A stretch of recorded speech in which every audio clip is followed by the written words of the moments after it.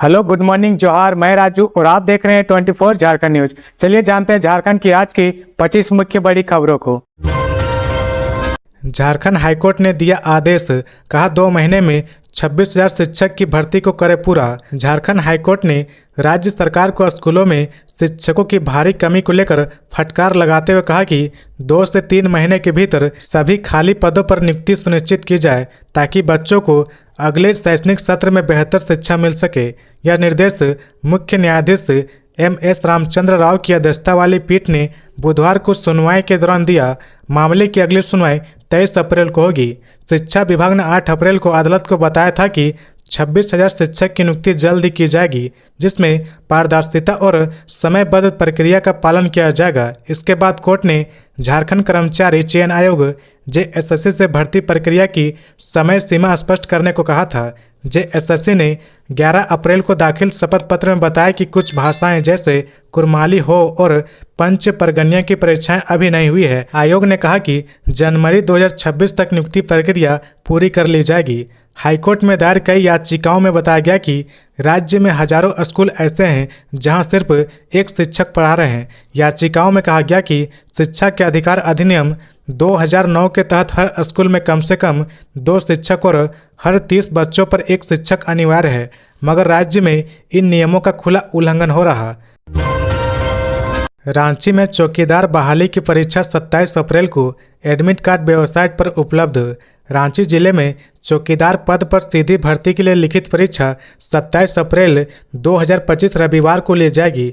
यह परीक्षा जिले के 15 अलग अलग परीक्षा केंद्रों पर एक साथ आयोजित की जाएगी। इससे जुड़ी जानकारी जिला जनसंपर्क कार्यालय रांची की तरफ से दी गई है। परीक्षा में शामिल होने वाले सभी उम्मीदवारों के एडमिट कार्ड 16 अप्रैल से जिला की वेबसाइट ranchi.nic.in पर उपलब्ध है। उम्मीदवार वेबसाइट पर जाकर अपना नाम, जन्मतिथि, मोबाइल नंबर और पद का नाम भरकर OTP के जरिए एडमिट कार्ड डाउनलोड कर सकते हैं। जिला प्रशासन ने सभी अभ्यर्थियों से समय पर एडमिट कार्ड डाउनलोड करने और परीक्षा से पहले अपने परीक्षा केंद्र की जानकारी लेने की सलाह दी है, ताकि परीक्षा वाले दिन कोई परेशानी ना हो। परीक्षा केंद्रों पर कड़ी निगरानी रखी जाएगी। केंद्र में मोबाइल फोन सहित किसी भी प्रकार के इलेक्ट्रॉनिक्स उपकरण ले जाना प्रतिबंधित रहेगा। SBI में खाता है तो राज्य कर्मियों को मिलेगा 1 करोड़ रुपए का दुर्घटना बीमा। अगर झारखंड सरकार के कर्मियों का स्टेट बैंक ऑफ इंडिया में खाता है तो उन्हें कई तरह की सुविधा और सहायता मिलेगी। राज्य कर्मियों की सुरक्षा और सहायता को लेकर गुरुवार को मुख्यमंत्री हेमंत सोरेन की उपस्थिति में SBI और झारखंड सरकार के बीच MOU किया गया है। इस MOU के अनुसार SBI में खाताधारी राज्य कर्मियों को दुर्घटना बीमा के रूप में 1 करोड़ रुपए, अस्थायी अपंगता होने पर 1 करोड़, हवाई दुर्घटना पर 1 करोड़ 6 लाख रुपए, आंशिक अपंगता पर 80 लाख, 10 लाख रुपए का जीवन बीमा और परिवार के 4 सदस्यों को 5-5 लाख रुपए का हेल्थ इंश्योरेंस मिलेगा। इस अवसर पर मुख्यमंत्री हेमंत सोरेन ने कहा कि SBI गुरुवार को राज्य सरकार के साथ सहयोगी की भूमिका निभा रहा। हर व्यक्ति और परिवार अपनी सुरक्षा को लेकर चिंतित है, उसमें राज्य सरकार और SBI की भी चिंता कर रहा है। वैसे इस योजना का शुभारंभ पहले ही हो चुका है, लेकिन आज से राज्य कर्मियों के लिए विधिवत शुरुआत हो रहा है, जो सुखद है, हमारे राज्य के लिए सौगात है। इस अवसर पर वित्त मंत्री राधाकृष्ण किशोर ने भी राज्य कर्मियों की सुरक्षा और सुविधा के क्षेत्र में गौरवपूर्ण दिन बताया।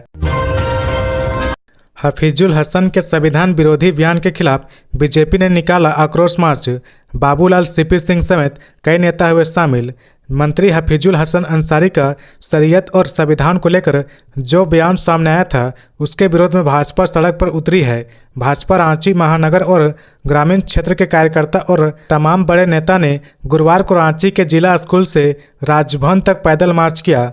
साथ ही राज्यपाल संतोष कुमार गंगवार से भी इस मामले को लेकर मुलाकात की और मंत्री हफीजुल हसन अंसारी को निष्कासित करने की मांग की है। इस आक्रोश रैली में भाजपा प्रदेश अध्यक्ष बाबूलाल मरांडी, राज्यसभा सांसद दीपक प्रकाश, राज्यसभा सांसद प्रदीप प्रसाद, केंद्र रक्षा राज्य मंत्री संजय सेठ, अन्नपूर्णा देवी आदि शामिल थे। सभी लोगों ने मार्च में संविधान की प्रति लेकर प्रदर्शन किया।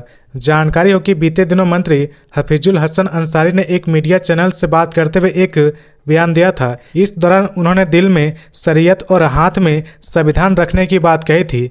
इसी को लेकर अब राजनीतिक गलियारों में बवाल मच गया है। इस बयान के सामने आने के बाद से ही भाजपा लगातार झारखंड में मौजूदा सरकार को घेर रही है, साथ ही मंत्री को पद से हटाने की मांग कर रही है।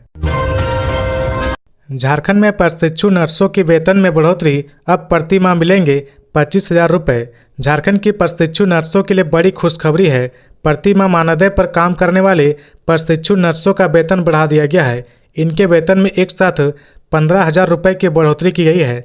स्वास्थ्य मंत्री डॉक्टर इरफान अंसारी ने प्रशिक्षु नर्सों के वेतन में बढ़ोतरी की घोषणा की है। वेतन में बढ़ोतरी के बाद प्रशिक्षु नर्सों को प्रति माह 25,000 रुपये मिलेंगे। राज्य के स्वास्थ्य मंत्री डॉक्टर इरफान अंसारी ने प्रशिक्षु नर्सों के वेतन में बढ़ोतरी की घोषणा की है। उन्होंने सोशल मीडिया प्लेटफॉर्म एक्स पर लिखा, स्वास्थ्य सेवा को बेहतर बनाने की दिशा में एक और अहम कदम उठाते हुए मुख्यमंत्री हेमंत सोरेन के निर्देश पर प्रति माह मानदेय पर काम करने वाली प्रशिक्षु नर्सों का वेतन 10,000 रुपये से बढ़ाकर 25,000 रुपये प्रति माह कर दिया गया है। यह फैसला नर्सों की मेहनत को मान देने वाले और उन्हें आर्थिक रूप से मजबूत बनाने के उद्देश्य से किया गया है।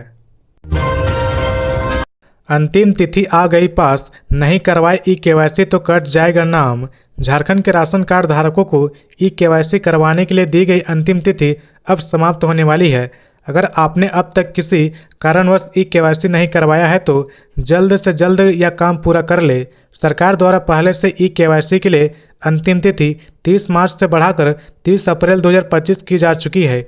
30 अप्रैल तक अगर आपने ई-केवाईसी नहीं करवाया तो आपका नाम राशन कार्ड की सूची से कट सकता है। खाद्य आपूर्ति मंत्रालय के संयुक्त सचिव जय पाटिल ने मार्च में सभी राज्यों को पत्र जारी कर अंतिम तिथि तक 100% ई-केवाईसी का काम पूरा करने का निर्देश दिया था। उन्होंने कहा कि 100% ई-केवाईसी नहीं कराने वाले राज्यों की सब्सिडी होल्ड पर रखी जाएगी। इसके अलावा ई-केवाईसी का काम पूरा नहीं कराने वाले राज्यों के अनाज आवंटन में भी कटौती की जाएगी। केंद्र सरकार ने अनाज वितरण में पारदर्शिता और डुप्लीकेसी को रोकने के लिए सभी राशन कार्ड धारी सदस्यों की ई-केवाईसी को अनिवार्य किया गया है। सीएम हेमंत सोरेन का अधिकारियों को निर्देश, 1.5 साल के अंदर पूरी होने वाली 3 योजनाओं की बनाएं लिस्ट। राज्य सरकार के द्वारा संचालित योजनाओं की वास्तविकता स्थिति को जानने के लिए मुख्यमंत्री हेमंत सोरेन ने राज्य के आला अधिकारियों के साथ झारखंड मंत्रालय में बैठक की। इस दौरान विभिन्न विभागों द्वारा वर्ष 2024-25 में की गई उपलब्धि और वित्तीय वर्ष 2025-26 को लेकर बनाई गई कार्य योजना की समीक्षा की गई।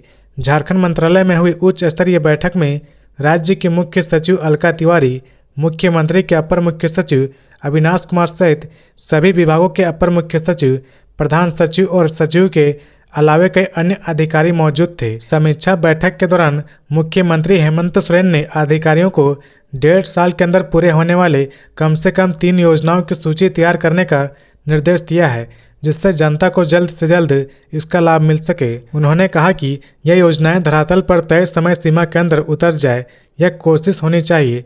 जिसके लिए सरकारी स्तर पर जो प्रयास करना हो उसे पूरा किया जाना चाहिए। उन्होंने अधिकारियों से कहा कि जिन योजनाओं का चयन किया जाए उसमें पूरी पारदर्शिता बरतनी होगी, जिससे इसका सीधा लाभ लोगों को मिल सके। योजनाओं के क्रियान्वयन में किसी तरह का कोताही और लापरवाही बर्दाश्त नहीं होगी। राज्यपाल को रांची डीसी ने रांची में होने वाले एयर शो का दिया निमंत्रण। गुरुवार को राज्यपाल संतोष कुमार गंगवार को रांची में होने वाली भारतीय वायुसेना के एयर शो के लिए निमंत्रण दिया है। बता दें कि एयर शो रांची के नामकुम के खोजा टोली आर्मी मैदान में होने जा रही है। यह एयर शो 19 और 20 अप्रैल को आयोजित की जाएगी। इस एयर शो में भारतीय वायुसेना की मशहूर सूर्य किरण एरोबेटिक टीम हिस्सा लेगी। यह टीम हवाई जहाज से आसमान में शानदार करतब दिखाएगी, जिसे देख लोग दंग रह जाएंगे। एयर शो दोनों दिन सुबह 9:45 से 10:45 तक चलेगा, यानी हर दिन 1 घंटे तक आसमान में वायुसेना का दम देखने को मिलेगा। झारखंड सरकार ने की घोषणा, राज्य के कलाकारों का होगा बीमा, मिलेगी मासिक पेंशन। राज्य सरकार अब राज्य के कलाकारों के लिए 5 लाख रुपए तक की बीमा योजना शुरू करने की तैयारी में है। ये योजना वकीलों की तर्ज पर होगी, जिसमें सरकार बीमा प्रीमियम का भुगतान खुद करेगी। इसके साथ ही 60 साल की उम्र पार कर चुके कलाकारों को मिलने वाली 4,000 रुपये मासिक पेंशन योजना को भी सरल बनाया जाएगा ताकि ज़्यादा से ज़्यादा कलाकारों को इसका लाभ मिल सके। इस संबंध में फैसला पर्यटन, कला संस्कृति, खेलकूद एवं युवा कार्य मंत्री सुदीप्त कुमार सोनू की अध्यक्षता में बुधवार को हुई समीक्षा बैठक में लिया गया है। बैठक में विभागीय सचिव मनोज कुमार और पर्यटन निदेशक अंजलि यादव समेत कई अधिकारी मौजूद थे। बैठक में यह बात सामने आई कि अब तक राज्य में सिर्फ एक कलाकार को पेंशन का लाभ मिला है। इसकी वजह है अनुशंसा प्रक्रिया में लापरवाही। इसे सुधारने के लिए अब एक ऑनलाइन पोर्टल बनाया जाएगा जहां हर महीने की 1 से 30 तारीख तक कलाकार आवेदन कर सकेंगे। फिर राज्य स्तरीय कमेटी उस आवेदन की जांच कर जिले से रिपोर्ट मांगेगी। रिपोर्ट सही पाई गई तो कलाकार को पेंशन दिया जाएगा। शिल्पी नेहा तिर्की ने कहा, बेहतर काम करने वालों को मिलेगा रिवॉर्ड, गड़बड़ी करने पर कार्रवाई। सिमडेगा समाहरणालय में कृषि, पशुपालन और सहकारिता विभाग की समीक्षा बैठक हुई। इस दौरान मंत्री शिल्पी नेहा तिर्की ने स्पष्ट कहा कि बेहतर काम करने वाले पदाधिकारी को सम्मानित किया जाएगा, जबकि लापरवाही या गड़बड़ी करने वाले पर सख्त कार्रवाई होगी। समीक्षा के दौरान यह बात सामने आई कि कई पदाधिकारी के पास विभागीय योजनाओं की मूलभूत जानकारी भी नहीं थी। मंत्री ने अगस्त तक सिमडेगा जिले के 10 प्रखंडों में 5,000 किसानों को केसीसी लोन दिलाने का लक्ष्य तय किया है। इसके लिए जागरूकता शिविर आयोजित किया जाएंगे ताकि किसानों को लोन प्रक्रिया की सही जानकारी मिल सके। ऋण माफी योजना के तहत लाभुकों की संख्या बढ़ाने के निर्देश भी दिए गए हैं। इस योजना में सहयोग नहीं करने वाले बैंकों में विभाग की राशि डिपॉजिट न करने की बात कही गई है। सिमडेगा के डीसी को सभी प्रमुख बैंकों से पत्राचार करने का निर्देश मिला है। मुख्यमंत्री पशुधन योजना के तहत जून तक पशु वितरण कार्य पूरा करने को कहा गया है। चयनित एजेंसी समय पर पशु उपलब्ध न कराए तो उसे बदले जाने की बात भी कही गई है। इस बार सिमडेगा में सुअर और बकरी वितरण पर विशेष जोर रहेगा। मंत्री ने निर्देश दिया कि 50% अनुदान पर वितरित होने वाले बीजों का लाभ सुदूर गांवों तक पहुंचे। मिट्टी जांच की प्रक्रिया 1 सप्ताह में पूरी कर तय समय पर सोयल हेल्थ कार्ड वितरित करने को कहा गया है। साथ ही जिले में नए सोयल टेस्ट सेंटर खोलने का प्रस्ताव विभाग को भेजा गया है। रांची के रातू तालाब के पास मिला युवक का शव, पुलिस जांच में जुटी। राजधानी रांची के रातू थाना क्षेत्र के बड़ा तालाब के पास झाड़ियों में एक युवक का शव मिला है। संभावना जताई जा रही है कि युवक काठी टाण का है। 1 सप्ताह पहले वह लापता हो गया था। पुलिस को सूचना मिलने पर वह मौके पर पहुंची। राष्ट्रीय अनुसूचित जाति आयोग के अध्यक्ष 2 दिवसीय दौरे पर झारखंड आएंगे। 2 दिनों तक करेंगे समीक्षा। राष्ट्रीय अनुसूचित जाति आयोग के अध्यक्ष किशोर मकवाना अपनी टीम के साथ 2 दिवसीय दौरे पर झारखंड आएंगे। आयोग ने इसकी आधिकारिक सूचना राज्य सरकार को दे दी है। प्रस्तावित कार्यक्रम के अनुसार मकवाना 22 और 23 अप्रैल को रांची में अनुसूचित जाति से जुड़े मामलों की समीक्षा करेंगे। हालांकि अभी समीक्षा बैठक का स्थान और समय तय नहीं किया गया है, लेकिन अनुसूचित जाति, जनजाति व पिछड़ा वर्ग कल्याण विभाग ने इसको लेकर तैयारी शुरू कर दी है। सभी विभागों को बैठक को लेकर आवश्यक तैयारी करने का निर्देश भी दे दिया गया है। जानकारी के अनुसार आयोग ने एक प्रश्नावली दी है। उसमें अनुसूचित जाति के विकास और उनसे जुड़े 40 बिंदु है। इन बिंदुओं पर अब तक राज्य में क्या काम हुआ है, इस पर विभागों से प्रतिवेदन की मांग की गई है। प्रमुख बिंदुओं में अनुसूचित जाति की जनसंख्या, प्रति वर्ष उसमें वृद्धि, साक्षरता, डेथ और बर्थ रेट, विभिन्न योजनाओं से उनका आच्छादन व अन्य शामिल है। हाईकोर्ट ने जेपीएससी से मांगी असिस्टेंट प्रोफेसर नियुक्ति पर स्टेटस रिपोर्ट। 24 जुलाई को होगी फिर सुनवाई। झारखंड हाईकोर्ट ने जेपीएससी को राज्य सरकार के विश्वविद्यालय में असिस्टेंट प्रोफेसर की नियुक्ति पर स्टेटस रिपोर्ट दाखिल करने का निर्देश दिया है। साथ ही अदालत ने जेपीएससी से यह भी जानना चाहा कि राज्य के विश्वविद्यालय में बीते वर्षों में लेक्चरर के पद के लिए कितने एग्जाम लिए गए हैं। इस मामले में अगली सुनवाई 24 जुलाई को होगी। आईजी व डीआईजी अपने क्षेत्राधिकार में प्रतिनियुक्त वाहिनी की कंपनियों का करेंगे निरीक्षण। डीजीपी ने कहा कि आईजी और डीआईजी अपने क्षेत्राधिकार में प्रतिनियुक्त वाहिनी की कंपनियों का निरीक्षण करेंगे। गौरतलब है कि गुरुवार को झारखंड पुलिस मुख्यालय में डीजीपी अनुराग गुप्ता के द्वारा जेएफआईआरबी, सीआईएसएफ, एसआईआरबी वाहिनियों की वर्तमान कार्य प्रणाली के मद्देनजर समीक्षा बैठक आयोजित की गई। इस दौरान डीजीपी ने यह आदेश जारी किया है। इसके अलावा डीजीपी ने कहा कि वाहिनी कंपनी के प्रमुख वाहिनी कंपनी का नियमित रूप से निरीक्षण करना सुनिश्चित करेंगे। कंपनी में बलों की कमी को पूर्ण करने के लिए पर्याप्त संख्या में बलों की प्रतिनियुक्ति करना सुनिश्चित करेंगे। वाहिनी में लोगों के बीच अनुशासन व विशेष ध्यान रखा जाए। वाहिनी में प्रतिनियुक्त वाहन का नियमित रूप से निरीक्षण करना सुनिश्चित करेंगे और आवश्यकता अनुसार वाहनों के आवंटन के लिए पुलिस मुख्यालय को अवगत कराएंगे। देवघर में नए बस स्टैंड का विरोध जारी, दुकानदारों ने बताई परेशानी, प्रशासन से की ये मांग। देवघर शहर के मीना बाजार स्थित पुराने बस स्टैंड को 10 अप्रैल से बंद कर दिया गया है, जिसका देवघर बस एसोसिएशन लगातार विरोध कर रहा। बस एसोसिएशन के विरोध का समर्थन स्थानीय लोग भी कर रहे। पुराने बस स्टैंड में दुकान, होटल या अन्य व्यापार करने वाले कारोबारियों ने कहा कि जिला प्रशासन का यह निर्णय एक बड़ी आबादी को प्रभावित कर रही है।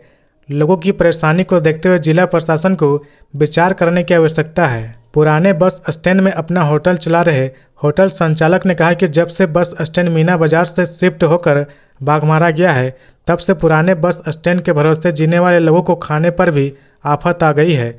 दुकान चलाने वाले दुकानदारों ने कहा कि यदि नगर निगम और जिला प्रशासन ने बस स्टैंड को दूसरी जगह शिफ्ट करने का निर्णय ले लिया है तो फिर पुराने बस स्टैंड पर चलने वाले दुकानों के भाड़े और टैक्स में भी नगर निगम दुकानदारों को रियायत दे।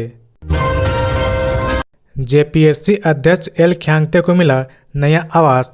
झारखंड सरकार ने झारखंड लोक सेवा आयोग के अध्यक्ष एल ख्यांगते को नया आवास आवंटित किया है।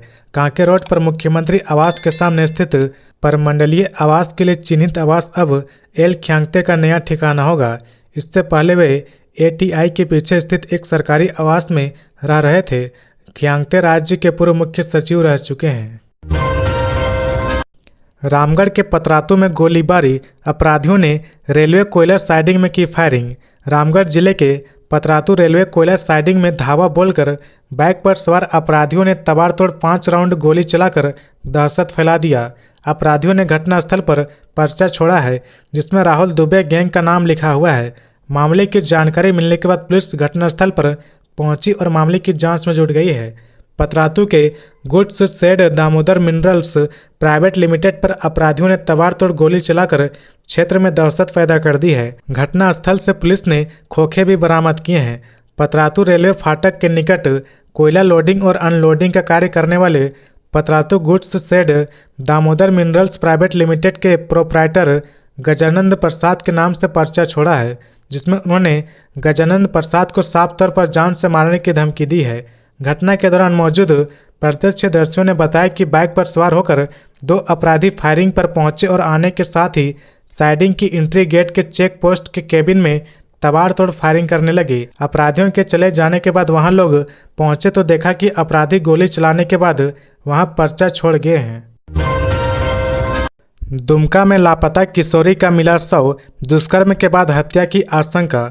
दुमका के मसलिया थाना क्षेत्र में एक किशोरी का शव गड्ढे में मिला है। लड़की के पिता यात्री बस के चालक है और वह 9वीं कक्षा की छात्रा थी। वह बुधवार शाम लगभग 7:30 बजे घर से निकली थी और उसके बाद से लापता थी। मृतका के शव की जानकारी मिलने के बाद पुलिस ने फोरेंसिक जांच टीम और डॉग स्क्वाड को मौके पर बुलाया। पुलिस ने शव को अपने कब्जे में लेकर पोस्टमार्टम के लिए भेज दिया।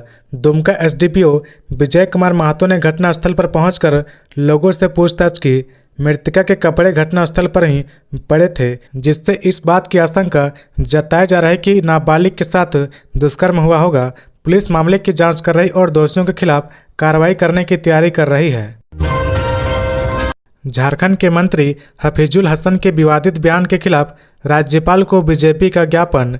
झारखंड के राज्यपाल संतोष कुमार गंगवार से गुरुवार को भारतीय जनता पार्टी के एक शिष्टमंडल ने राजभवन में भेंट की और राज्य के अल्पसंख्यक कल्याण मंत्री हफीजुल हसन को मंत्रिमंडल से बर्खास्त करने को लेकर ज्ञापन सौंपा।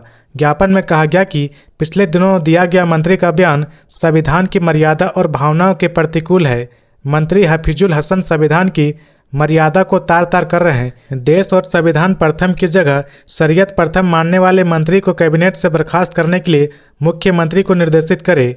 झारखंड बीजेपी के शिष्टमंडल ने राज्यपाल संतोष कुमार गंगवार को सौंपे गए ज्ञापन में कहा कि झारखंड में संविधान की शपथ लेकर पद पर आसीन होने वाले मंत्री संवैधानिक मर्यादाओं को तार तार कर रहे। पिछले दिनों झारखंड के अल्पसंख्यक कल्याण मंत्री हफीजुल हसन ने संविधान की अपेक्षित निष्ठा के विपरीत वक्तव्य दिए गए हैं। उन्होंने अपने बयान में कहा कि वे कुरान को दिल में और संविधान को हाथ में रखते हैं। हाईकोर्ट की सख्ती, एमपी एमएलए के खिलाफ दर्ज आपराधिक मामलों की सुनवाई में तेजी लाने का दिया निर्देश। झारखंड हाईकोर्ट ने राज्य में सांसदों और विधायकों के खिलाफ दर्ज आपराधिक मामले की सुनवाई में देरी पर चिंता जताई है। कोर्ट ने सीबीआई को स्टेटस रिपोर्ट दाखिल करने का निर्देश देते हुए मामले की अगली सुनवाई 17 जून निर्धारित की है। वहीं कोर्ट ने मौखिक रूप से कहा कि सीबीआई एमपी एमएलए के लंबित केस के जल्द निष्पादन को लेकर गंभीर नहीं है। झामुमो के मंत्री हर सप्ताह केंद्रीय कार्यालय में सुनेंगे आम लोगों की फरियाद। कांग्रेस प्रमंडल स्तर पर लगाएगी जनता दरबार।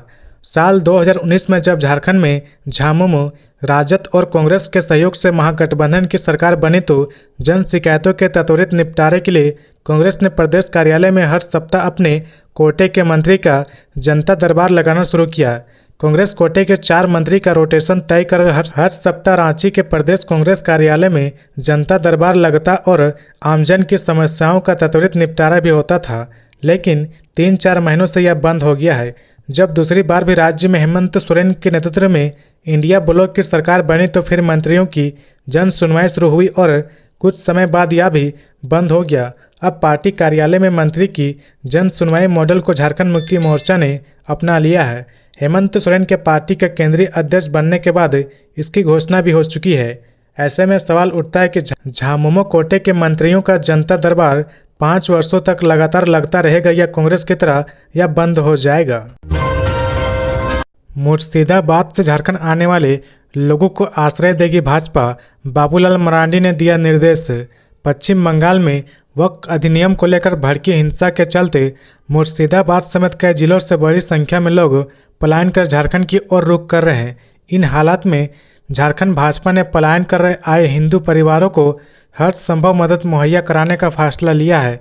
भाजपा के प्रदेश अध्यक्ष बाबूलाल मरांडी के निर्देश पर बंगाल से सटे झारखंड के जिलों में पार्टी कार्यकर्ताओं को सतर्क किया गया है और पीड़ित परिवारों के लिए राहत कार्य की जिम्मेदारी सौंपी गई है।